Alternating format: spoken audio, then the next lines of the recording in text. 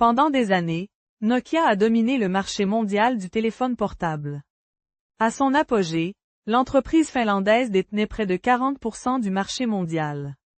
Des modèles comme le célèbre Nokia 3310 étaient réputés pour leur solidité et leur autonomie.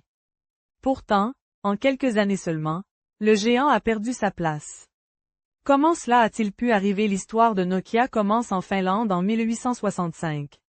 À l'origine, l'entreprise produisait du papier, du caoutchouc et des câbles. Ce n'est qu'au XXe siècle qu'elle se tourne vers les télécommunications. Dans les années 1990 et 2000, Nokia devient le leader mondial du téléphone mobile. Pour beaucoup, sa domination semble impossible à renverser. Mais en 2007, tout change. Steve Jobs présente le premier iPhone.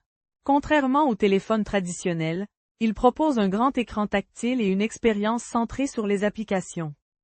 Au début, Nokia ne mesure pas pleinement l'ampleur de cette transformation. L'entreprise continue de miser sur son système d'exploitation Symbian, conçu pour une génération précédente de téléphones. Pendant ce temps, Apple améliore l'iPhone et Google lance Android en 2008. Le marché évolue rapidement. Les consommateurs recherchent désormais des smartphones plus performants, dotés d'applications et d'interfaces modernes. À l'intérieur de Nokia, certains ingénieurs comprennent le danger, mais les changements tardent à venir. Pendant que l'entreprise hésite, Apple et les fabricants utilisant Android gagnent du terrain. En 2011, Nokia conclut un partenariat avec Microsoft et adopte Windows Phone.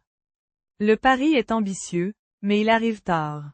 Android et l'iPhone dominent déjà le marché.